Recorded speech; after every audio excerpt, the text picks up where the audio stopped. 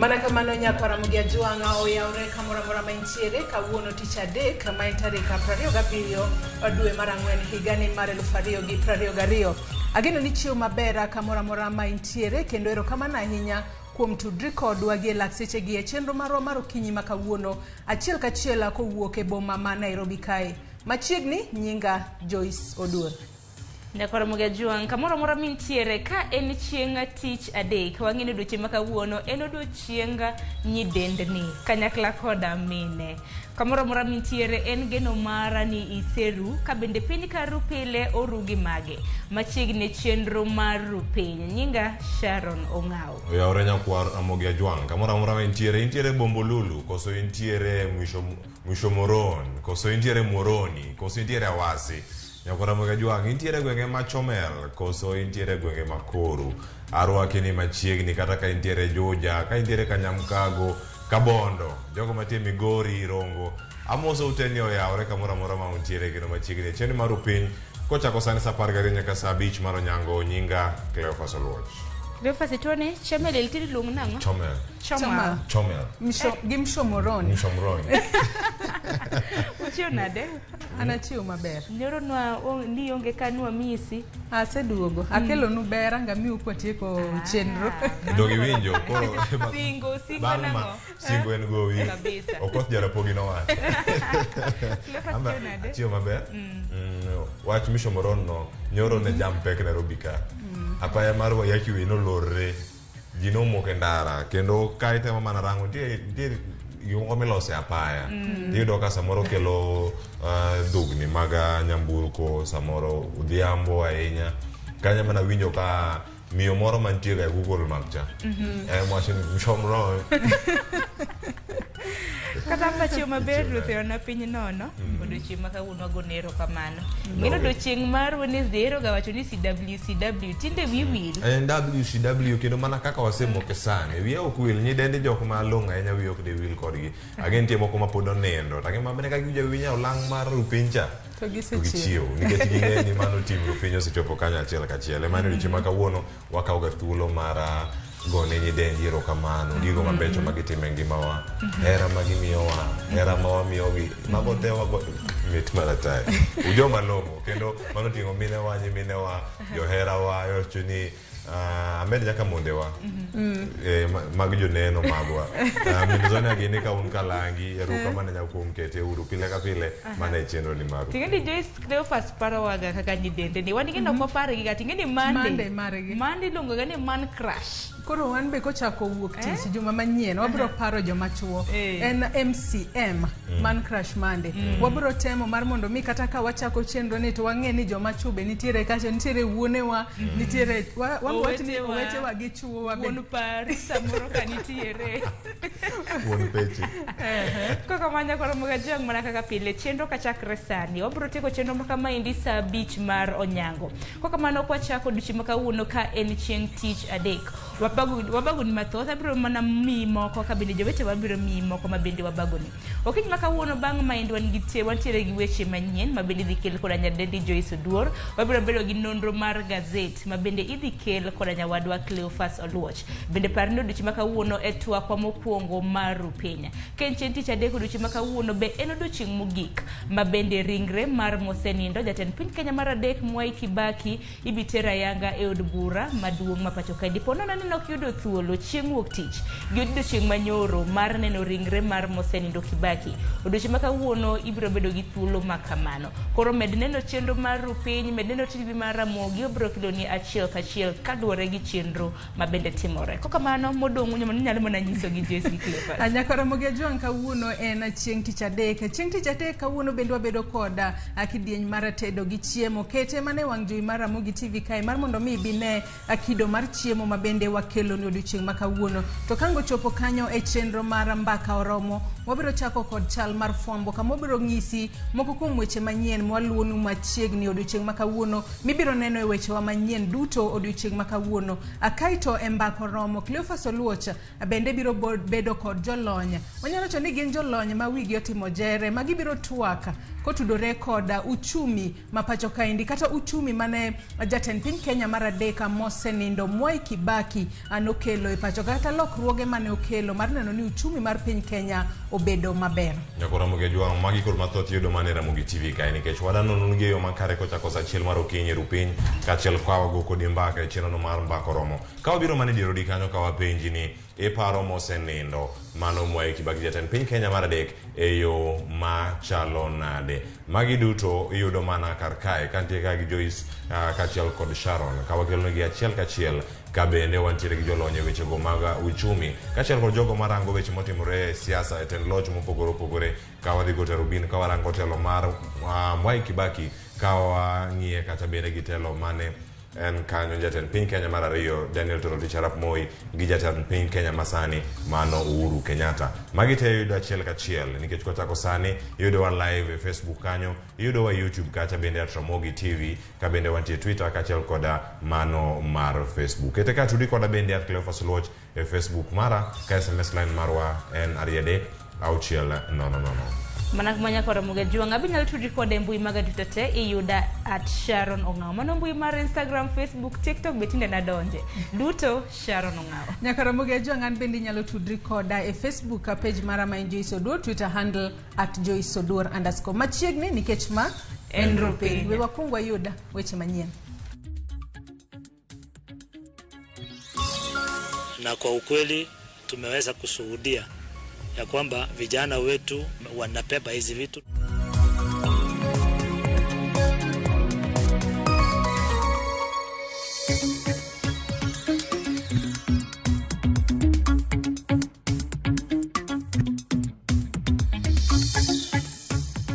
For the positions of president and presidential candidates and deputies, as well as gubernatorial candidates and deputies, will be on the 16th of May.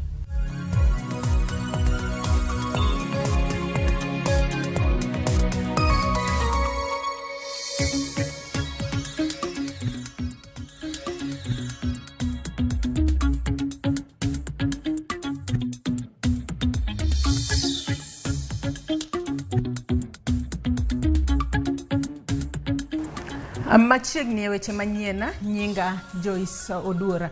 Odiochieng' mar ariyo mane en odiochieng' manyoro ringre mane en jatenda Kenya mar adek mosenindo Mwai Kibaki ne oter kendo e od bura mamalo mondo jopiny oyud thuolo mar nene kendo miye luor margi. Chenro makama ne ochakore okinyi bang' kane ogol ringre no e kar kano ringre Mali. Chris Owino ne ogotach e od bura kendo omiyo waler makama mano chala mabende notimore odiochieng' manyoro. Kawuono ne en odiochieng' mar ariyo mar jopiny neno ringre mosenindo Mwai Kibaki kendo oganda mapacho kae ne owuok oko karomgi jodongo kod rowere, joma chuo kod joma mine.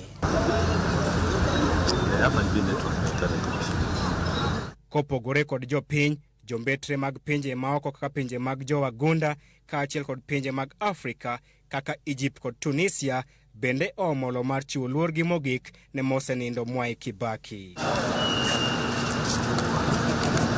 Jombetre machon mane otiyo e bwo loch mare bende omolo e od bura mamalo mar chiwo luorgi mogik ne jatendgi.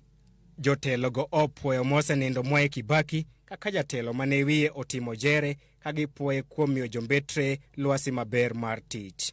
I just want to say that Kibaki is one person who gave diplomacy the freedom to express themselves and to articulate Kenya's policies without impediment. He was a man who believed in the unity of the country and the participation of people from different ethnic groups. Kibaki bende odhi nyime kod yudo puoch mogundho kowuok kuom jopiny kod moko kuom jotelo mane otiyo kode e od bura kod piny owacho mare kaka jatelo mane ohero tije kaachiel gi keto mahinoge duto e bero ngima jo Kenya. Gima nyalo palogo jaduong' Kibaki maduong' mogik. Sikunde wachon ne muono gi lo e Luo Nyanza. To nyaka Kibaki ne winjre gi Raila Amolo Odinga magi kel weche mag CDF. Omiyo sikunde wa kawuono mono ok muon gi lo. Wach mar ariyo, infrastructure weche mag barabara. Wane waonge yore. Sani kiwuok rodi kichiko Mabei, kiwuok rodi chiko Rangwe, lam nitie. Mago nochakore ndalo no. Dine onge plans mag ne gikete in place, dine uko bido gi barabara mag lam. Nokado thuolo mar gone jaduong' Kibaki kura. Lakini kuom telo mobedo go asaneno ka ne en jatelo malong'o, makare, kendo dongruok noketo maber. Omiyo kaka wan jo Kenya aneno gima ber mag gik monyalo timo sani en go kura ne jotelo matimo tich maber machalo gi Mwai Kibaki.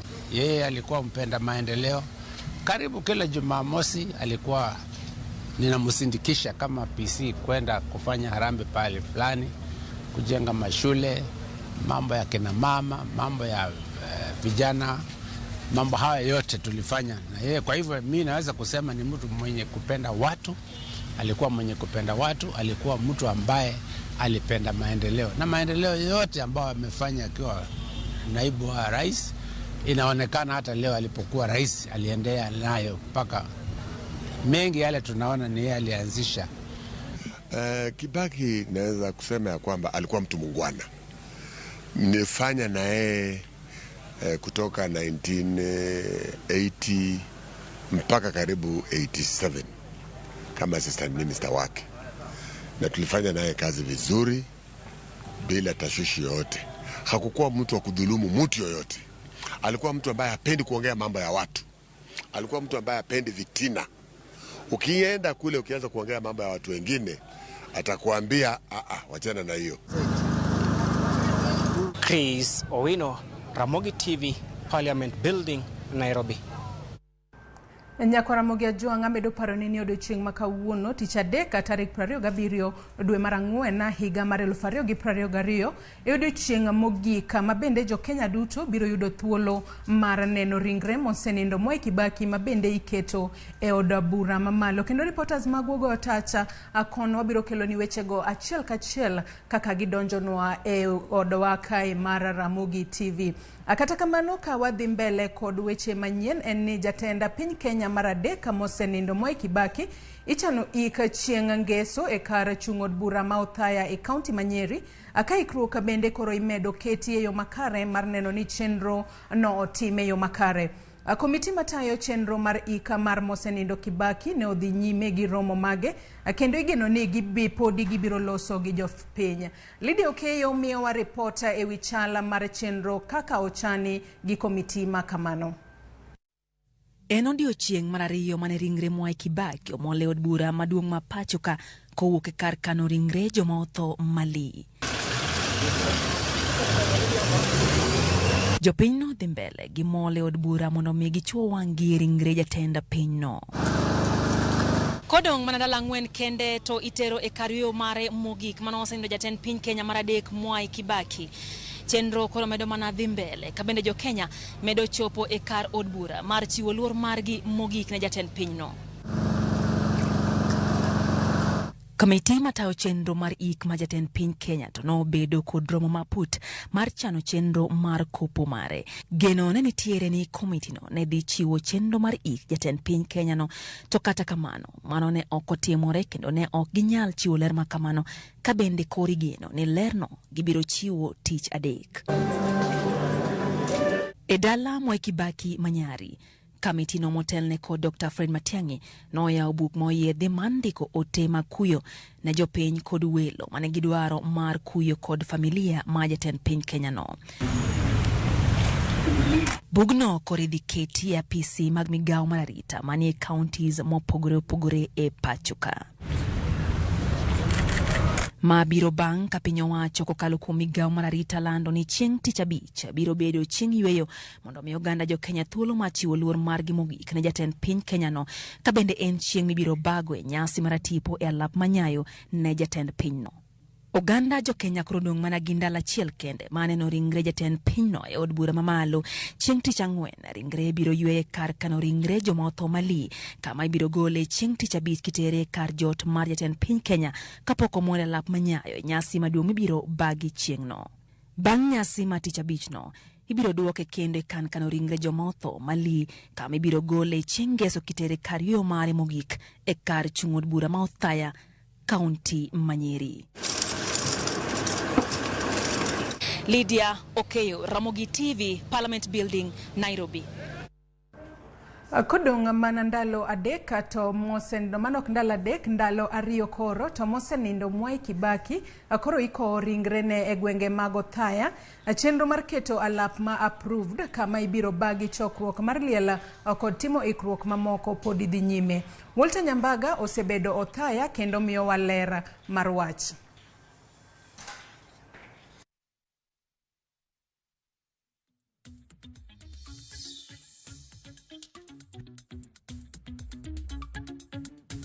Kapoda medo paro ni report makamano mar Walter Nyambaga wabiro kelo ni bange matin. Kata kamano Walter Nyambaga osebedo e gwenge go mag Othaya kendo ikruoge duto matimore mar neno ni jatend piny Kenya mar adek mosenindo Mwai Kibaki oter e kar yweyo ne mogik atimore e yo makare.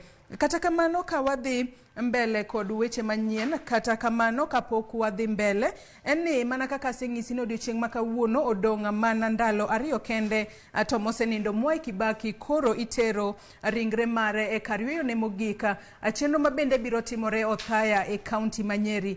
Kendo Walter Nyambaga osebedo ka goyo tacha Othaya kono kendo ikonwa report machalo kama.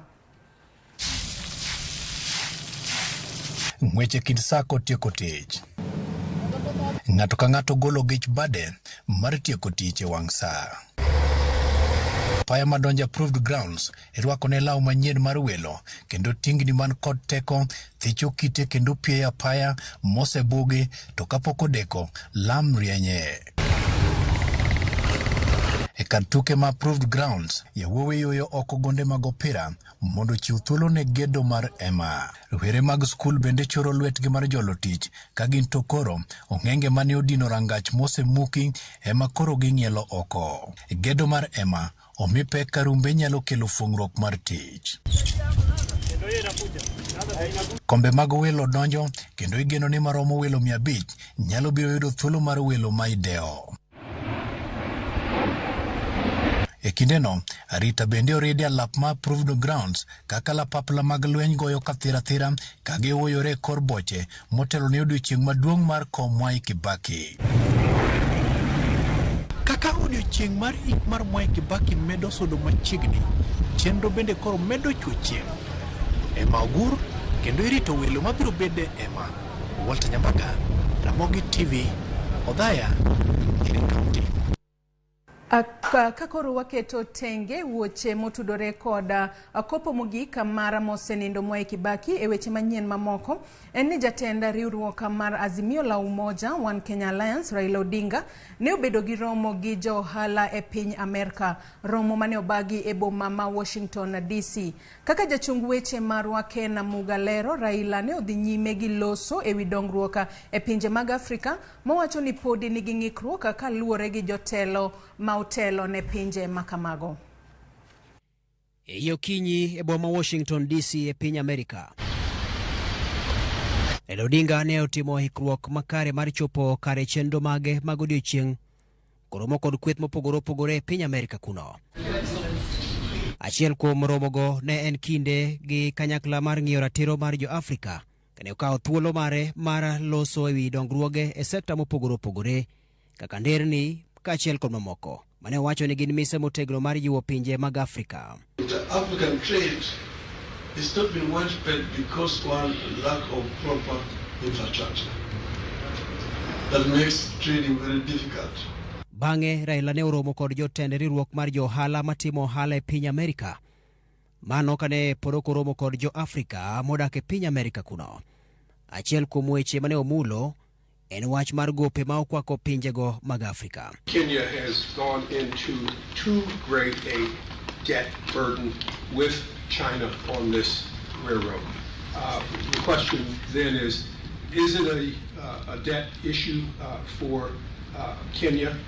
We need to be careful when we are doing negotiations and getting the country involved into a debt, so that we know that we are getting actually value for money that we are spending.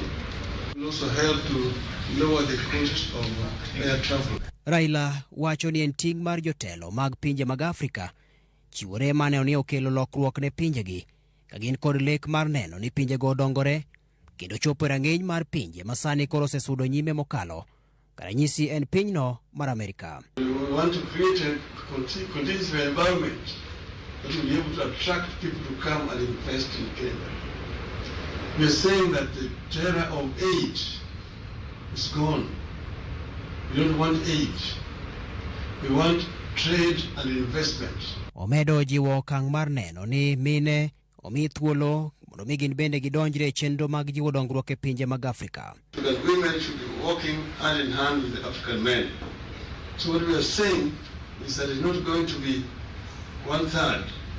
It's going to be 50-50. Raila menyo romo kod jodito mag piny Amerika kapod ok oduogo e pacho ka tich ang'wen mar jumani ne ikruok ne ik mar manen jatend piny Kenya mar adek mosenindo Mwai Kibaki. Ken Muga, Ramogi TV. Duol matayo yiero e pacho kae IEBC oyango ni tarik 16 dwe manyien ema dhi bedo odiochieng' mogik ne jolar kom jatend piny Kenya chwalo nyinga jolupgi. Jakom IEBC Wafula Chebukati olando ma kane oromo gi jotenda duond buche ma osebedo kang'ur e wi chika manyocha dwaro ni gitim yiero makamano aroya. Kaka Simfros Okindalero wich bar podi nitie e duond buche mar yiero jolup jogo madhi fuadho bandera margi e yiero maduong'. Lokruok machalo kama biro bang' lalruok e kind jodito mag duond buche mopogore kod telo mar duol mochung'ne tayo yiero e pacho ka IEBC. Jakom mar IEBC Wafula Chebukati owacho ni kata obedo ni duond buche ne dwaro kinde malach moingo kanyo, ok ne ginyal medo nikech gimbe kindegi osedong' machuok mar puodho jolar kombe duto.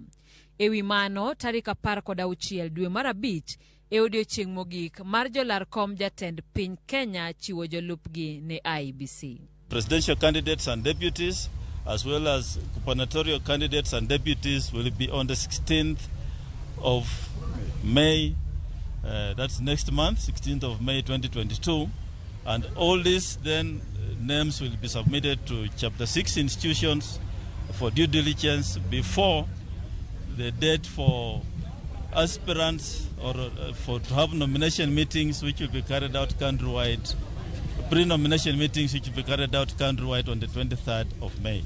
Chebukati kata kamano olero ni tarik mag puodho jolar kombe mamoko to pod odong' mana kaka yande oselandi. The deadline for submission of names of aspirants to the commission for 4 elective positions, that is the members of National Assembly, Senate, women representatives and members of County Assembly, remains the 28th of April this year.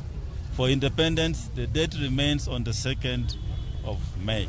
Duond buche korgi to rwako tarik manyien no kendo gimor ni IEBC ne winjo ywak margi mar choro tarik. Azimio la Umoja One Kenya Alliance nogolo paro mondo gichiw nyingego e chak dwe mar 6 gima koro otamore. What we are happy about is that they've been able to receive the parties and to discuss it with everybody, and that we do not have to go through any acrimony in arriving at what is a proper solution for this.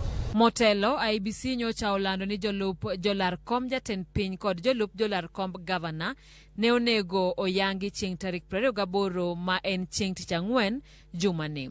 Gino mane omedo lielo mach ei jodito mag duond buche mopogore ma osebedo kama tek e walo jotelogo. Azimio la Umoja One Kenya Alliance yande osechuoga put moro mane omi ting' mar neno ni owalo jal ma owinjore kod komno. Bende riwruok mar Kenya Kwanza pod thuthni mar yudo jal mowinjore kod komno kaluwore ni jotelo mathoth to olap dhoggi chwer ne komno. Bende tarik manyien ni koro nyiso ni jal ma ok bi yudo lemo mar bedo jalup jalar komb jatend piny kata mar gavana olorne kendo ok onyal dar ka odhi e duond bura machielo kata chung' kar kende nikech dar e duond od buche ne olor tarik 26 dwe mar adek. To koro dar mar dhi chung' kar kende kata bedo independent candidate bende iloro ayanga chieng' tich ang'wen mar jumani. Duond buche duto koro riwore mar rwako tarik manyien ma ochiw koda duol mochung' ne tayo yiero pacho kaeri mano IEBC. Geno en ni kochopo chieng' tarik 16 dwe mar abich to nying jogo duto ma bende biro bedo kaka jolup jotend piny koda jolup governors ibiro chiwne duolno. Simfros Okinda, Ramogi TV. E weche mamoko ma bende podi otenore kod josiasa yiero jolupgi en ni jochung' malaro kom gavana medo goyo kwano ka giyiero jolupgi ne ikruok ne yiero maduong' mabiro. Jalar kom gavana ma Nairobi Johnson Sakaja kod jalar kom gavana ma Migori Ochilo Ayako bende ne oketo ler ewi jogo madhi bedo jolupgi. Oseyangore ni tarik mogik ma jochung' e lemo mag gavana kod jotend piny owinjore yange jolupgi en tarik 16 dwe mar abich. Jolar kom gavana e counties mopogore opogore medo goyo kwano mar yudo jolupgi. Moko manyo jolony, ka moko to manyo jowetegi e alap mar siasa. Ka kwano en kaka degiyud loch tarik 9 dwe mar aboro. Bang' kom mar gavana kelo liet e kaunti ma Nairobi kendo chuno mondo ket jotelo moko piny mondo we chung'.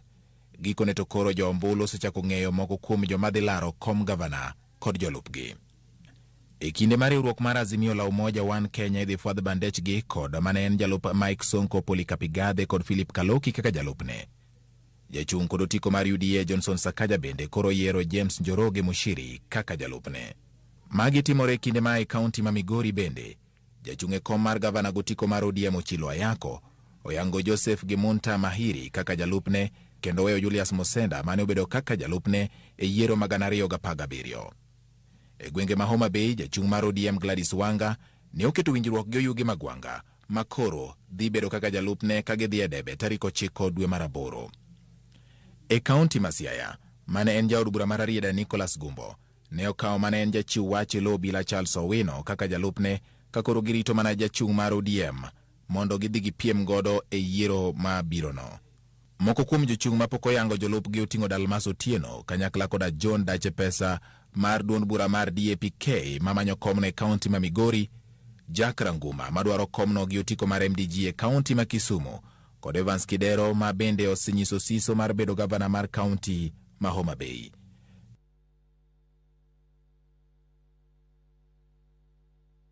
Mano ne ripota kata jafwambo marwa Georgia Bati erokamano ahinya. Ka wadhi e kaunti ma Kisumu en ni ng'ur ewi welo mag ODM podi okwako gwenge makaluo ka moko kuom welogo mane otim tarik 19 dweni e kaunti ma Kisumu ne ochwal e nyim aputa mawinjo ng'ur mag welo mag ODM kendo ne bura ong'adi ni welo mane otimore e kombe moko ahinya to mago mag Alensi owit oko. Gino mabende koro sani okelo ng'anyo e kaunti no. Millicent Adhiambo miyo waler mathoth. En ng'anyo mane ochakore kar sang'wen onyango kawuono e kar dak Manyalenda A e boma ma Kisumu kaluwore kod ng'eto manyotim mar wito oko loch jachung' e wuodno Boyton Ratib.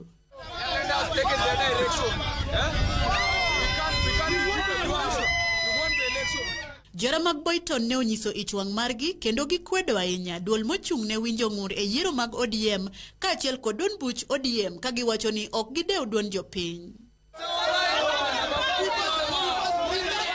Waol kelo ni olowa waol ni pile pile en gani Boyton yomo tikwale sani waseamua kaka jokanyanam kendo ODM olowa wadwani aidha ginyiswa ni gimiwa certificate kata ginyiswa kumwadhiye yore gin ariyo ginyiswa ni Boyton imiyo certificate kata ginyiswa ni wabigi independent. Wan gi wadwaro ODM certificate mano awen mar adek sani okwan ready madhi party mora ODM ne marwa konde wadwaro ODM marwa. Nochuno bila makedo gi ng'anyo mondo tigi iro malungo wang' e keo jo ng'anyo go mabende ne dhi nyime kod ng'anyo e kar dak Manyalenda A.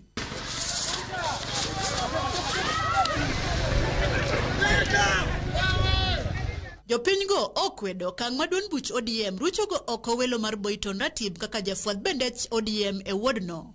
Ka e welo mar wuodno, Boyton noyudo mbulu 503 kiluwe gi Ojwang' Ogende manoyudo mbulu 266. Kuom mano ne gisingo biro kuno gocho ne ODM e ombulu mabiro tarik 9 dwe mar aboro ka gibuono kata mana siro duond bura mar UDA.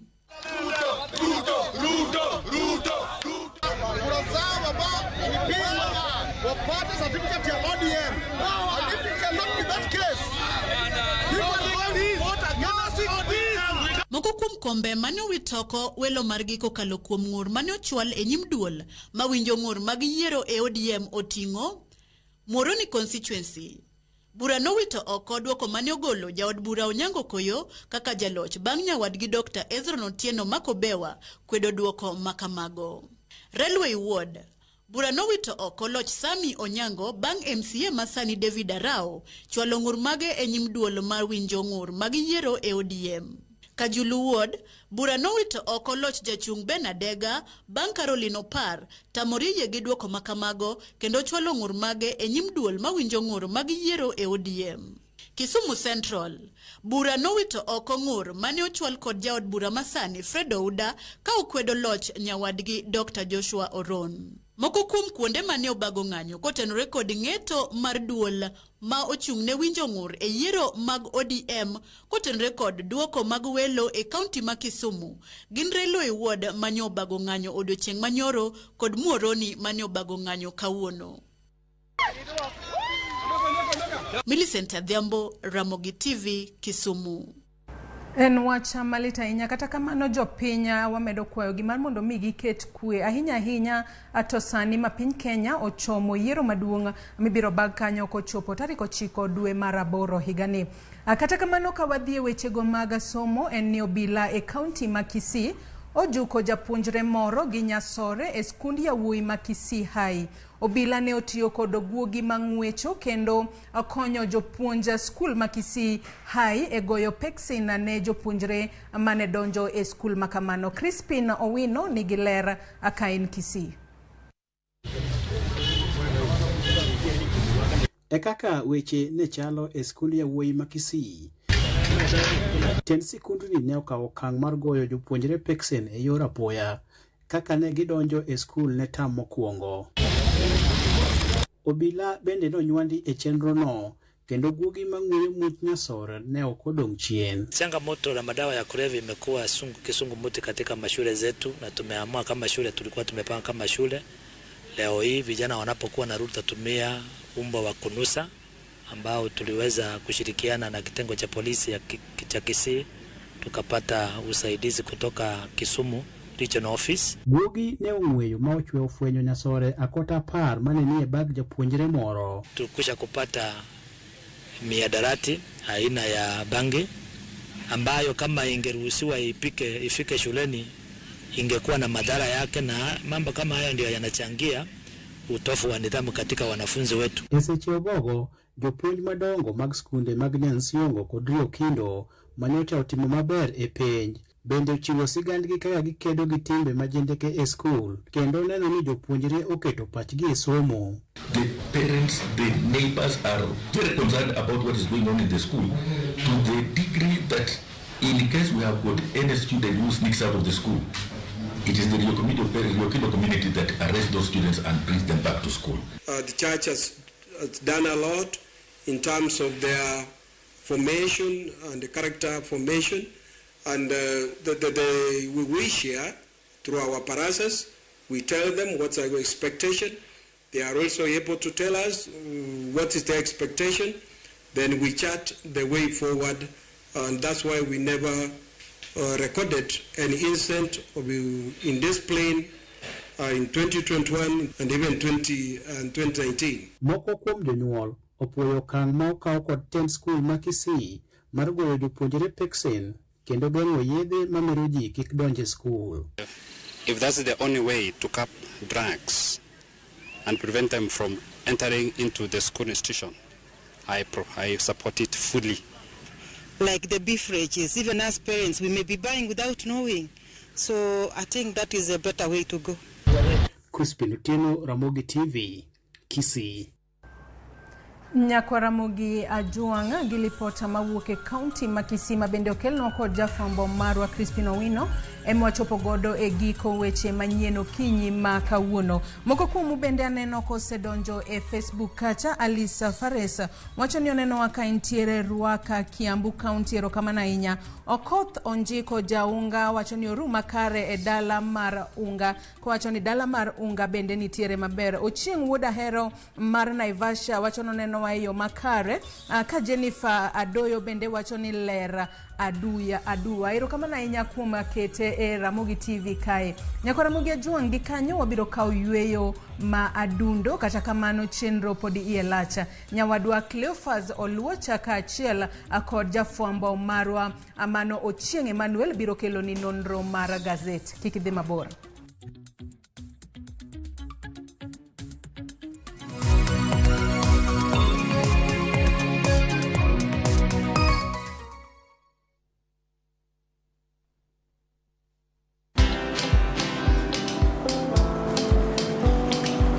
Niaje? Ni kama unashangaa kwa nini naangalia simu with so much focus, eh? Usishangae sana. Nimekuwa ndani ya story kabisa. Ni kama ile aliya juzi.